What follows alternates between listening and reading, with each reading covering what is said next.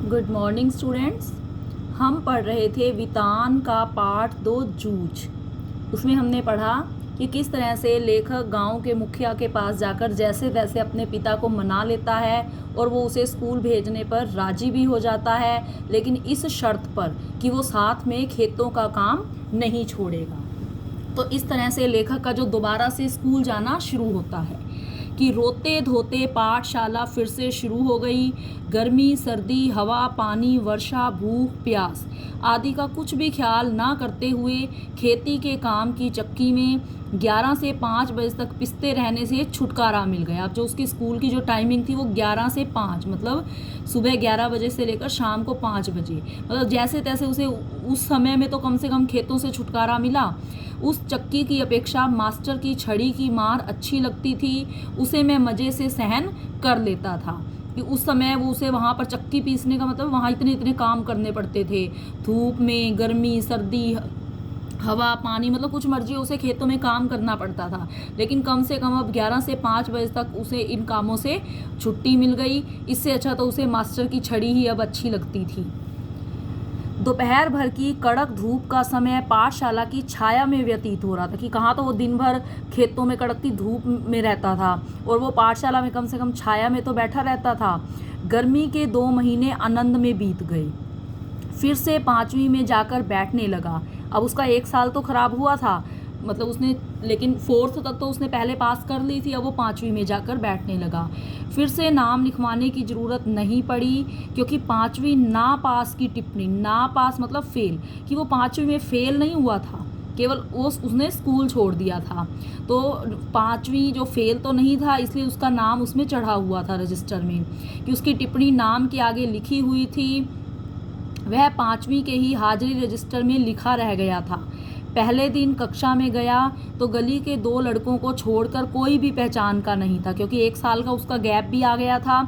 तो गली के वो 2 ही लड़कों को जानता था, बाकी सब उसके लिए नए थे।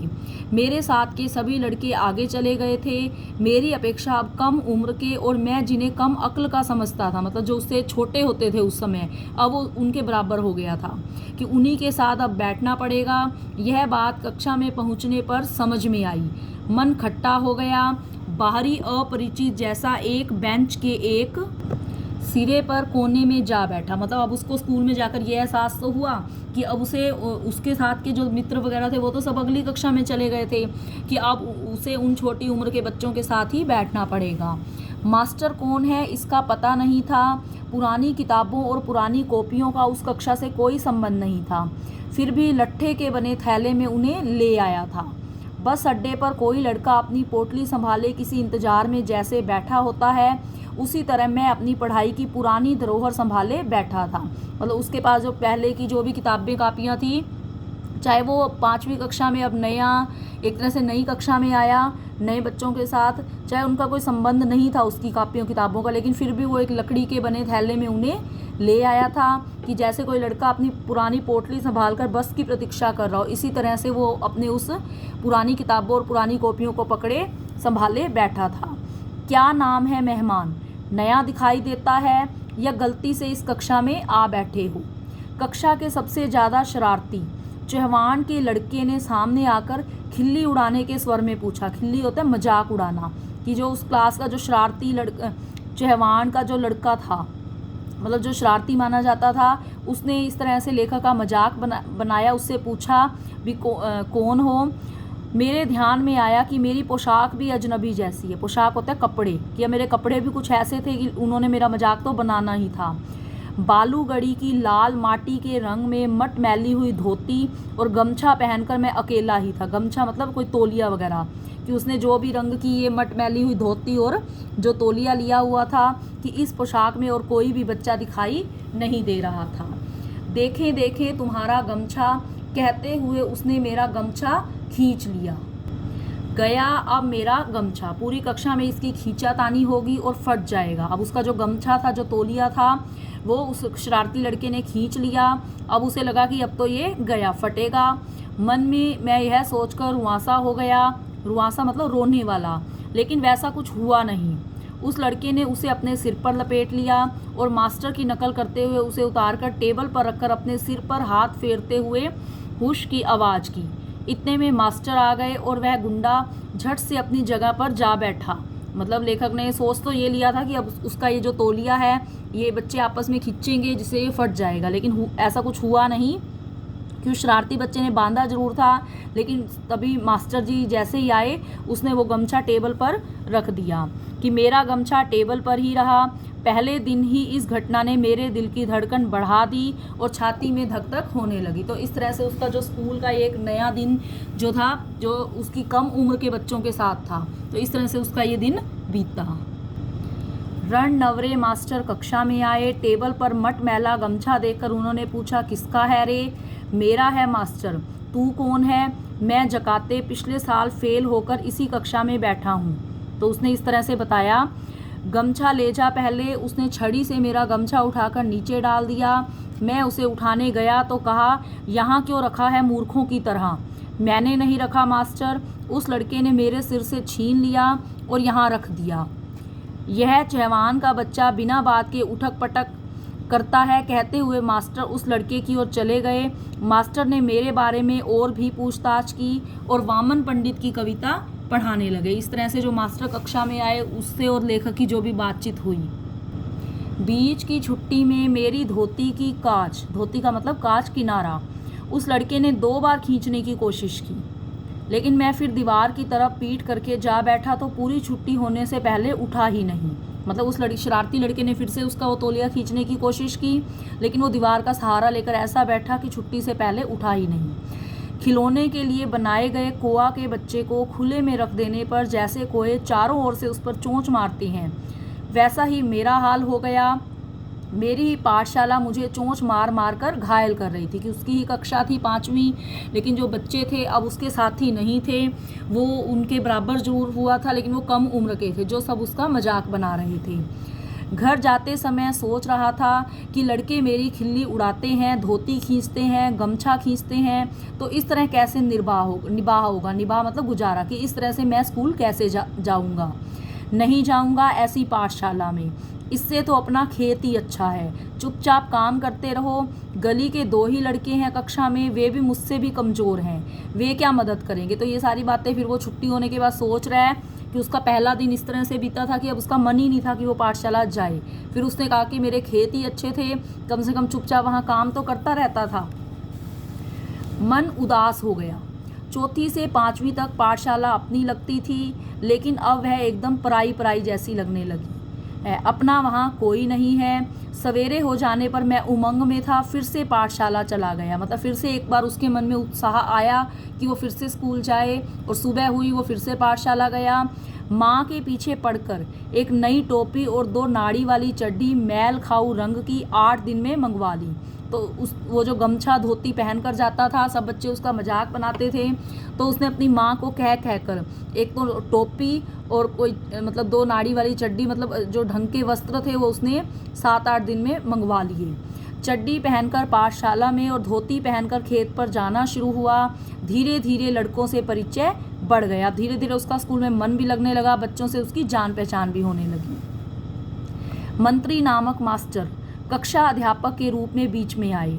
वे प्राय छड़ी का उपयोग नहीं करते थे, हाथ से गर्दन पकड़कर पीठ पर घूसा लगाते थे। पीठ पर एक जोर का बैठते ही लड़का हूक भरने लगता। वो अपने एक और मास्टर के बारे में बता रहे हैं, मंत्री जिसका नाम बताया है, कि वो कैसे छड़ी का बिना उपयोग किए बच्चे को मतलब इतना ज़बरदस्त मारते थे कि वहीं पर वो दर्द की आवाज़ करने लगता था। लड़कों के मन में उनकी दहशत बैठी हुई थी, मतलब उसका डर बैठा हुआ था।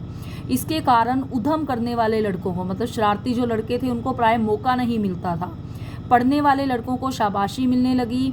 मंत्री मास्टर गणित पढ़ाते थे। अब उसके वो मैथ के जो गणित के अध्यापक थे, एक आध सवाल गलत हो जाता तो उसे वे अपने पास बुलाकर समझा देते। एक आध लड़के की कोई मूर्खता दिखाई दी तो वे उसे वहीं ठोक देते। इसलिए सभी का पसीना छूटने लगता।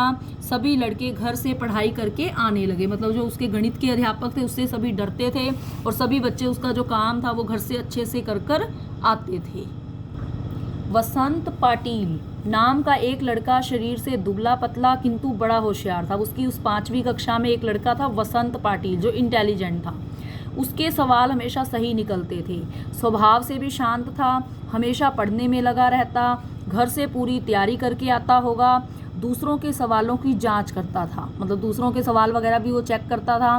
मास्टर ने उसे कक्षा मॉनिटर बना दिया था कि वो क्लास का मॉनिटर था मैथ की कक्षा में। हमेशा पहली बेंच पर बैठता, बिल्कुल मास्टर के पास। कक्षा में उसका सम्मान था। तो इसमें वो एक लड़के के बारे में बता रहा है जो उसकी कक्षा में था, वसंत पाटिल, जो इंटेलिजेंट था और कक्षा का मॉनिटर था। मुझे यह लड़का मेरी अपेक्षा छोटा लगता था। मैं उससे पहले ही 5वीं में पहुंच गया था। गलती से पिछड़ गया हूं मैं, मतलब इसमें उसकी भी गलती नहीं थी लेखक की, क्योंकि उसके पिता ने उसका स्कूल छुड़वा दिया था, इसलिए वो उनसे पीछे रह गया था। इसलिए मास्टर को कक्षा की मॉनिटरिंग मेरे हाथ में सौंपनी चाहिए, मुझे ऐसे लगने लगा। अब वो कक्षा में उम्र में ही बड़ा था, लेकिन उसको कभी कभी लगता था कि मैं कक्षा का मॉनिटर बन जाऊं। दूसरी ओर यह भी लगता था कि मुझे 2 महीने में 5वीं की पूरी तैयारी करके अच्छी तरह पास होना है, क्योंकि उसने जनवरी में ही उसने आना शुरू किया, तो उसके पास कक्षा अपनी परीक्षा की तैयारी के लिए 2 ही महीने थे। तो उसे लगा कि मैं इस तरफ ध्यान दूं। कक्षा में दंगा करना और पढ़ाई की उपेक्षा करना, मतलब पढ़ाई की अवहेलना या इग्नोर करना और कक्षा में शरारतें करना मेरे लिए मुनासिब नहीं है, क्योंकि उसके पास समय कम था, परीक्षाएं नज़दीक थी और उसे अपना सारा सिलेबस कवर करना था। हम तो इस कक्षा में ऊपरी हैं, यह नहीं भूलना चाहिए। इन सब बातों के कारण मेरा सारा ध्यान पढ़ाई की ओर ही रहा और वसंत पाटिल की तरह ही पढ़ाई का काम करने लगा। तो इस तरह से ये लेखक बता रहे कि उसने कक्षा में शरारतें वगैरह कुछ नहीं की, उसने सारा ध्यान पढ़ाई पे लगाया। तो इस तरह से उसकी जो वसंत पाटिल, जो पहली कक्षा का मॉनिटर था, उससे भी अच्छी बनने लगी थी। मैंने अपनी किताबों पर अखबारी कागज़ के कवर चढ़ा दिए, अपना बस्ता व्यवस्थित रखने लगा, हमेशा कुछ ना कुछ पढ़ने बैठता था। उसने यदि कक्षा में कोई शाबाशी का काम किया तो मैं भी दूसरे दिन वैसा ही कुछ करने लगा, मतलब मैं भी उसकी तरह इंटेलिजेंट बनने की कोशिश करने लगा।